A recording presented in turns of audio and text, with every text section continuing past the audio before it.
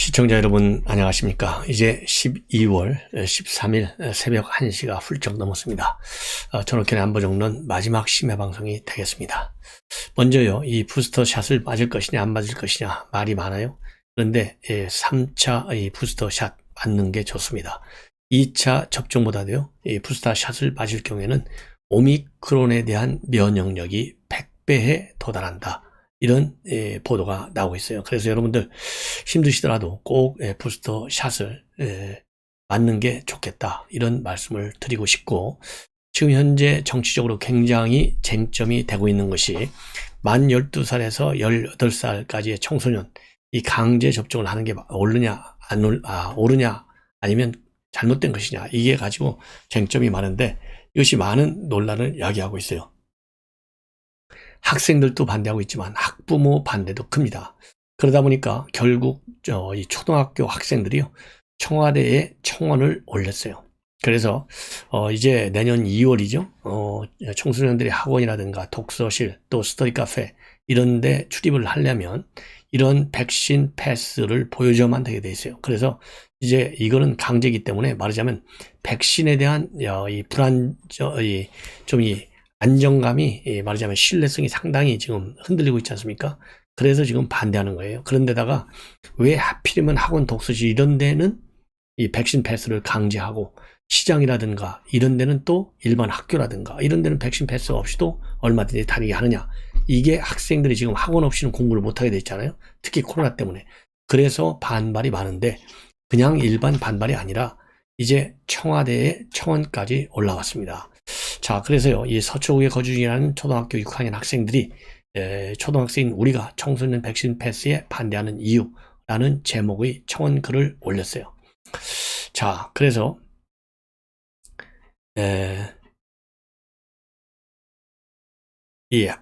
여기에서도 나와요. 저희가 학원을 안 다니면 어디서 배우고 어디서 공부를 하겠나. 학교나 집에서 한다고 해도 어느 정도 한계가 있는 것이 사실이다. 이러면서 이 학원 공부의 불가피성을 강력히 주장하고 있습니다. 자, 그러면서 왜 청소년 백신 패스 정책을 도입해야 되느냐? 저희는 백신 부작용을 앓고 싶지도 또 죽고 싶지도 않다. 백신 부작용으로 앓고 싶지도 죽고 싶지도 않다. 만약에 이 글을 보신다면 청소년 백신 패스 제도에 반대하는 청원에 동의해달라, 이렇게 올렸고요. 양천구에 사는 초등학교 6학년이라고 하는 청원인도 지난 8일날 백신 패스 도입을 반대한다, 이렇게 올렸습니다. 그리고 경기도에 사는 초등학교 6학년이라고 하는 또 청원인도 지난 8일날 똑같이 백신 패스를 반대합니다 라는 청원의 글을 올렸어요. 그리고 또 지난달 26일에는 대구에 거주하는 고2 학생이 청소년 대상 방역 패스 확대 반대, 이런 또 이 청원을 글을 올렸습니다.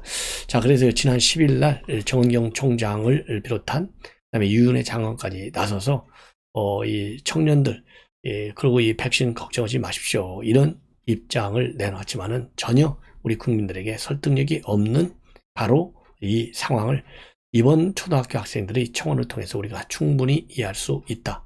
그리고 우리 국민의회에서도요, 원희룡 정책본부장이 강제하지 말아라 라는 입장문을 내는 바 있습니다. 자, 지금부터는 이제 이재명 관련해서 우리 국민의회에서 어떻게 비판하고 있는지 여러분들께 조목조목 설명을 해 드리도록 하겠습니다. 그에 앞서서 지금 방금 전에요, 심야 입장문을 내놨어요. 이게 뭐냐면 이번에 TK 방문을 이제 마쳤는데 대구 어르신이 저를 껴안고 눈물을 흘리더라, 그런 제목으로 승리도 보답하겠다, 이렇게 해서 입장문을 내놨는데 여기에서 어느 한 할머니로 보이는 분이 눈물을 흘리고 있는 그런 이 사진을 올리면서 입장문을 내놨는데 이게 바로 감정호소법입니다. 지금 우리나라 대통령을 감정호소 차원에서 대통령을 뽑아달라, 이런 대통령이 정상입니까? 나의 능력, 나의 인격, 나의 인성, 그리고 나의 정책, 공약, 미래 비전, 이걸 보고 찍어달라고 해도 지금 이재명 같은 경우는 뭐 형수 욕설, 김부선 무상 스캔들, 대장동 사태, 그 다음에 백현동 사태 등등 이루 말할 수 없이 많아요. 그런데 눈물 흘리는 사진 올려놨다? 지금 오늘 또 PNR 여론조사를 보면 지지율에서 10% 이상 차이가 나고, 그리고 당선 가능성에서는 거의 12% 차이가 나요. 37대 47이 지지율이고, 그리고 당선 가능성은 40대 52예요. 압도적으로 밀리는 현상이 나타나니까 이제 눈물로 질질 짜는 사진을 가지고 지지를 호소하는 이 불쌍한 이재명. 더 이상 제가 말씀드리지 않아도 이런 것만 보더라도 과연 대통령 후보로서의 자격이 있느냐. 더군다나 군소정당 후보가 아니고요. 여당의 후보예요. 기가 막히지 않습니까? 그래서 제가 다시 한번 말씀드리지만 이재명 사퇴하라 이런 얘기밖에 되지 않아요. 네. 눈물 호소 이제 그만하십시오. 자, 뭐라고 지금 이제 이 심야 입장문을 내놨냐면요. 노인과 함께 찍은 사진을 우선 쫙 붙여놔가지고 10일날 대구 동성로 구세군 냄비 앞에서 저를 애타게 기다리시던 어르신이 내내 생각난다. 이러면서요. 꼭 대통령 되셔야 해 라면서 와락 저를 껴안고 눈물을 보이신 이 어르신을 꼭 안아드렸다. 애타는 마음으로 제 손을 잡아주시고 저를 위해 함께 눈물을 흘려주시는 분들을 볼 때마다 제가 무엇을 위해 그리고 어떤 분을 위해서 정치를 하는지 다시 생각하게 한다. 그 마음 하나하나 잊지 않고 차곡차곡 담아 승리로 보답하겠다. 사람 사는 세상 이재명이 여러분들과 함께 만들어 가겠다. 이렇게 입장을 밝혀냈어요. 그리고 또 한번 이재명 후보 이승만 박정희 전두환 대통령 공과가 병존한다 이러면서요. 긍정적 평가를 내놓은 바 있고 또 이 빨간색 그동안에 우리가 망하지 않았느냐 또 이렇게 해서 이 지역 감정을 자극하고 자 이런 말하자면 수준 이하의 홍보 활동에 나선 이재명 심판을 해야 되겠죠. 예, 이렇게 우리 국민 수준에 맞지도 않는 지금 유세 활동을 하고 있는 이재명 참 안타깝다 이렇게 얘기하고 싶습니다. 자, 그러면 오늘 이 국민의힘이 이 논평을 많이 내놨어요. 그래서 첫째로는 이재명 후보가 이제 말 바꾸는 거, 국민 칼라치고 하고 있는 거 이런 거에 맹공을 펴벗고 있는데 다부동 전적기념관에서 경제가 제대로 움직일 수 있도록 한 건 전두환 대통령의 경우 성과인 게 맞다.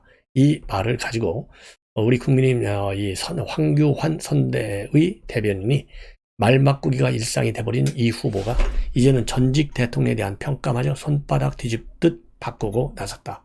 전두환 전 대통령의 비서까지 밟으면서 조롱했던 이재명 후보가 맞는지 눈을 의심케 한다. 그러면서요.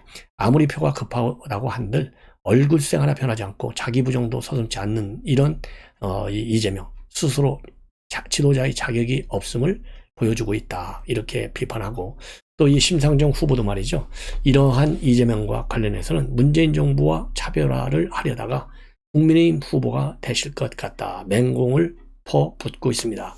그러면서 전두환이 정치는 잘했다는 윤석열, 전두환이 경제는 잘했다는 이재명 이분들 얘기만 종합해 보면 전씨는 지금도 국립묘지로 자리를 옮겨야 할 것 같다. 이런 비판문을 내놓고 있습니다. 그리고 또 이 국민의힘은요.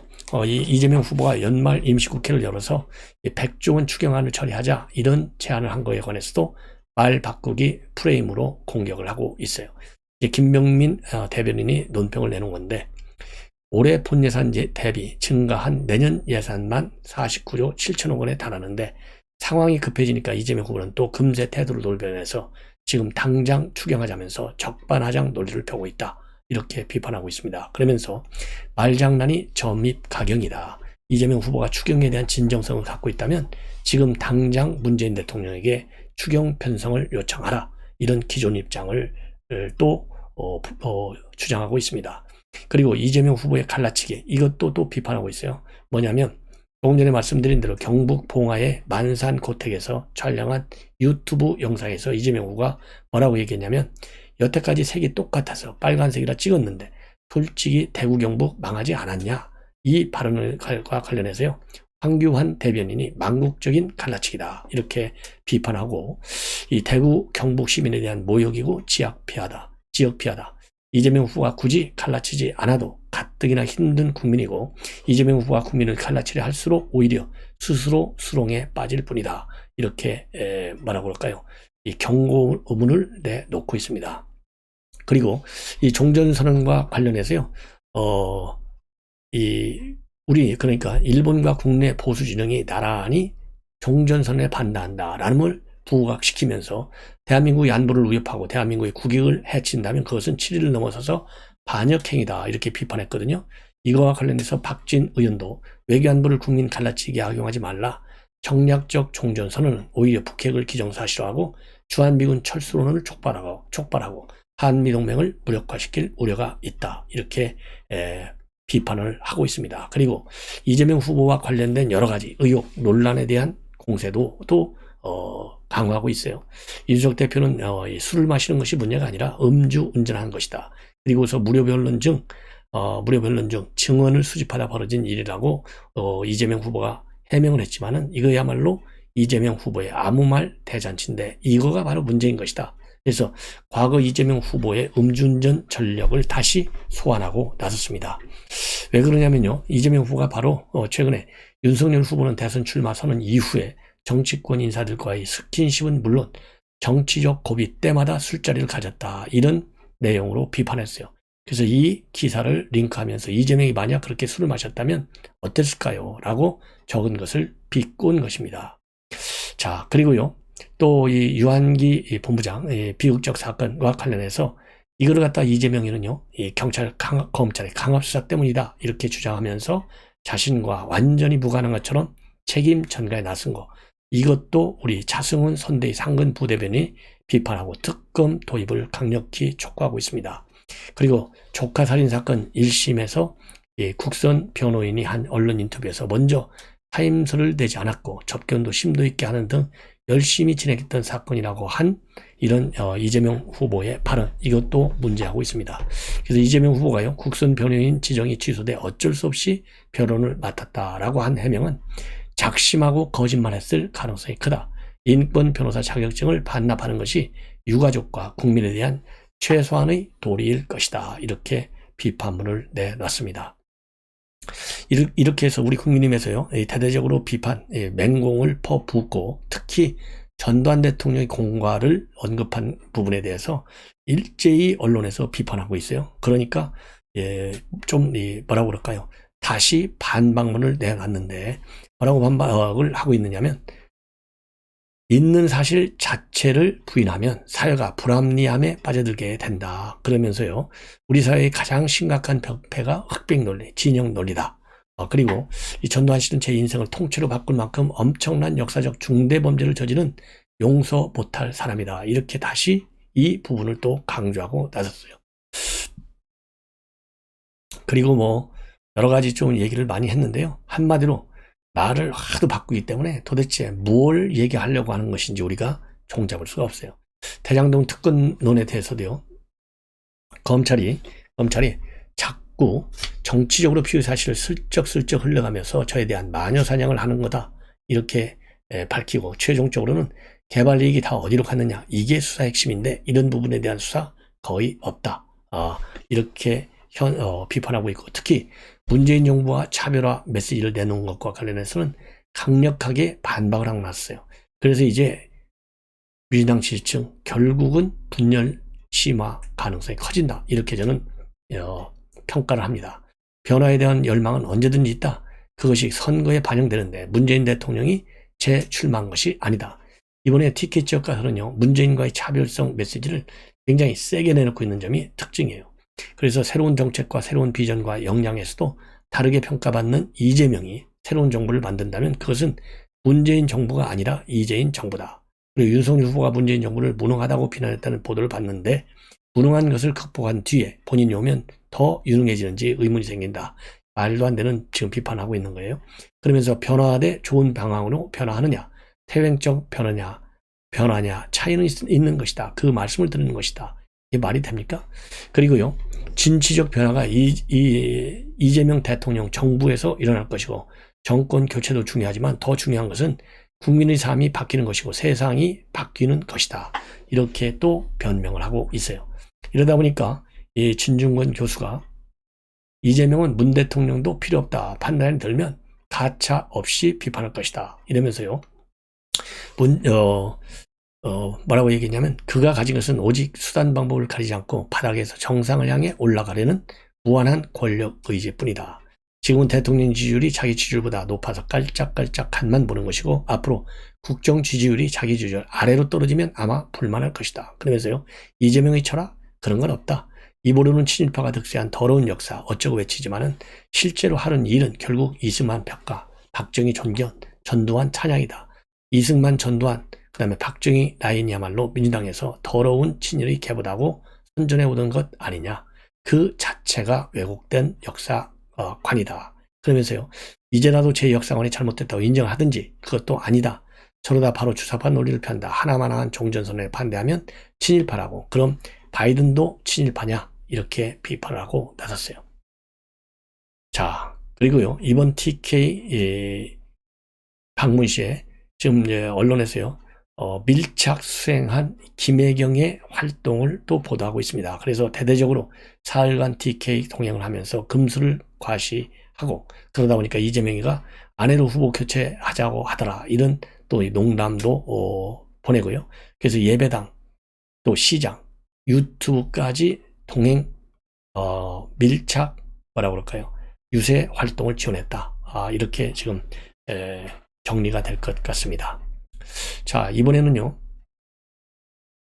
김성식 전 바른미래당 의원이 중앙일보와의 인터뷰를 해서 입장을 밝혔는데 최근에 이재명, 윤석열 모두 영입 제안이 왔고 본인의 전화기가 플랫 정도였었다. 이런 입장문을 밝혔는데 여기에 대해서 본인은 절대 한결같이 가지 않겠다고 그랬다. 그러면서요. 자기의 신념을 밝히고 있어요. 거대 양당의 적대적 공존 구조를 깨뜨리고 다당제와 연합 정치로 혁신해야 한다고 주장해왔고 그 길을 추구해왔다. 거대 정당에 견눈질하지 않겠다고 여러 차례 언명했다. 나 같은 사람 한 명쯤 있는 것도 괜찮은 일 아닌가. 이런 입장문을 다시 또 내놨습니다. 그리고 이제 앞으로는 전화가 올 것 같지도 않고 같다라고 하면서 말하자면 각 후보 캠프의 인재 영입전을 보면 그게 얼마나 효과가 있을지 모르겠다는 게 바로 김성식 전 의원의 입장인 것 같습니다. 그래서 인재 영입보다는 연정에 대한 고민을 더 해야 된다라는 입장문을 놓고 있습니다. 자, 그래서요. 연정이라고 하는 것은 상대방의 생각과 정책을 상당 부분 받아들이는 것을 전제로 하는데 그것은 바로 자신의 생각에 변화를 주고 자신의 권한을 나누겠다는 공개적인 대국민 약속이다. 그렇기 때문에 지지 기반과 정책 공감대 확대로 이어질 수 있다. 이런 제언을 하고 있어요. 그래서 나 같은 사람에게 연락하기보다는 각 후보와 캠프들은 다른 정치 세력과 잠재적인 국정의 인재들을 향해서 자신들의 국정 운영 그림부터 좀 크게 그려 보여주는 게 더 나을 것이다. 그리고 각 후보와 캠프들은 속과 것이 다른 당내 원팀론, 일시적 효과뿐인 영입 경쟁, 상투적으로 재현될 후보 단일화 시도 등 뻔한 기획을 넘어서 봐라. 국민들의 마음이 무엇 때문에 굳게 닫혀 있는지 각 정치 세력은 성찰부터 해야 한다. 이렇게 일격을 가하고 있습니다. 자, 이제는요. 이재명 후보 은사가 말 좀 골라해 조심해 이런 입장문을 바로 어제 내놨어요. 초등학교 선생님이죠. 그래서 날짜상으로는 이제 그제구만요. 11일 날짜로 바뀌었으니까 여기에 대해서 원희룡 국민의힘 선대위 대변인이 논평을 내놨습니다. 뭐라고 논평을 내놨냐면요. 먼저 이 초등학교 은사가 뭐라고 얘기했냐면 다른 사람에게 상처되지 않는 말 좀 골라서 해달라. 이렇게 요청을 했어요. 그러니까 막말과 욕설이 화자인 제자가 얼마나 안타깝으면 그리 말씀을 하셨을까. 이런 입장문을 우리 원일이 대변인이 내놨어요. 그래서 이재명 후보가 초등학교 은사님과 나눈 짧은 대화가 세간의 화제다. 이렇게 하면서 소개를 하고 있어요. 자, 은사의 이름은 이제 박병기 씨인데요. 다른 사람에게 상처되지 않는 말 좀 골라서 해달라. 그러니까 대답을 뭐라고 했냐면 맞습니다. 다른 사람 이야기도 잘 들어야 하고요. 조금 동문서답했잖아요. 여기에 대해서 강력히 비판하는 입장문입니다. 몇 번을 듣고 봐도 역대급 동문서답이다. 네, 알겠습니다. 말조심하겠습니다. 이게 정상 대답인데 끝내 안 나왔다 이거죠. 그래서 입을 묻는 질문에 귀로 대답을 하니 문맹이 이어지질 않는다. 은사님은 듣는 제자에게 상처가 될까 돌려 말씀하신 배려가 역력하다. 제자의 머릿속에 온통 딴 생각이었는지 여기 제자 이재명이죠. 자와의 대화였는지 진의까지 확인할 길은 없다. 누구든 내 말에 토달지 말고 내 말이나 잘 들으세요. 이 말을 하랬던 것일까? 궁금증이 풀리지 않는다. 그러면서요. 은사님의 말씀은 우리말 속담에 다 있는 표현이다. 혀 아래 도끼 들었다. 농담에 초상 난다. 관 속에서 막말은 마라. 새, 치, 혀가 사람 잡는다. 라면서 본인 표현대로 비천한 삶에 녹아든 막말과 욕설의 화자인 제자가 얼마나 안타까웠으면 그리 말씀을 하셨을까. 그러면서요, 이 원희룡 대변인은 결론은 말이 마음이고 마음이 말이다. 이런 답이라고 하면서 평생 비뚤어진 마음으로 살아왔으니 이제 와서 교정이나 순화는 기대 난망일지 모르겠다. 스승의 여진 가르침을 안 듣는 불량 제자에겐 역시 회초리 훈육만이 정답일까? 보고 듣는 국민도 안타깝고 난망하긴 마찬가지다. 이런 비판문을 내놓고 있습니다. 자, 이제는요, 이 달림은 영창으로 해서 유명해진 김소연 이 변호사죠. 이 대전에 있는 변호사인데, 이 김소연 변호사가 이 서초갑 국회의원직에 말하자면 도전한다, 이런 입장문을 내놨어요. 그래서 본래 뭐 지난주에 하려고 그랬는데 딸이 코로나에 확진돼서 자가 격리 중에 있기 때문에 이제 이번 주죠. 이번 주에 서울에 와서 이 보궐선거 출마를 준비하겠다. 그래서요, 당내에서 본인의 서초갑 출마에 많은 방해가 예상되지만은 당을 혁신하고 바로잡기 위해서 치열하게 투쟁하겠다. 여의도 구태 기득권 라인 하나 없이도 승리해서 2030들에게 희망의 증거를 보여주겠다. 국민만 바라보고 당원들과 함께 하겠다. 이런 입장을 내놨습니다. 그러면서요, 이 김소연 변호사는 20대 국회의원 시절에 석사학위 논문 표절로 문제가 된 전희경 전 의원을 서초갑 당협위원장에 임명하고, 또 지역구에 탄탄한 지지를 가진 조은희 전 구청장을 탈락시킨 당 최고위원회를 강력히 비판했습니다. 그래서 당내 한쪽에서 전희경 전 의원을 밀고 있고, 또 다른 쪽에서는 30대 청년인 손수조 전 부산 사상구 당협위원장을 출마시키려는 움직임도 있다. 누가도 당당히 경쟁하겠다. 만약 당에서 저희 출마를 강압적으로 가로막는다면 홍준표, 권성동 의원이 그랬던 것처럼 무소속으로 출마해서 승리한 후에 당에 복귀하겠다. 이런 입장문을 내놨고요. 그리고 마지막으로 서초갑에 출마하지만은 아예 대전을 떠나서 정치활동을 하려는 것은 아니다. 내년 6월 지방선거에 유성구청장 후보로 출마라고 권유하는 당원들도 있다. 이번 보궐선거에 당선된다면 2년간 의정 활동을 한 후에 다시 대전으로 돌아오겠다. 이렇게 입장을 발표했는데요. 자, 나오고 싶은 사람 다 나오되 자격 있는 사람만 나와라. 저는 그렇게 얘기하고 싶어요.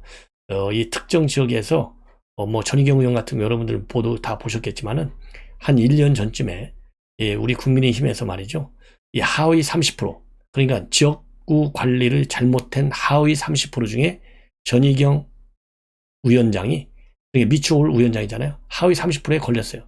그러니까 그 당시에 이 당무 감사를 통해서 적발된 것이 하위 30%인데, 그러니까 지역위원장 자격이 없다는 거 아니겠어요? 잘라냈어야 되는데 잘라낼 대상자가 그냥 말뚝만 박는 서초갑 당협위원장으로 밀어붙인 당내 인사. 여러분들 누군지 다 아시죠?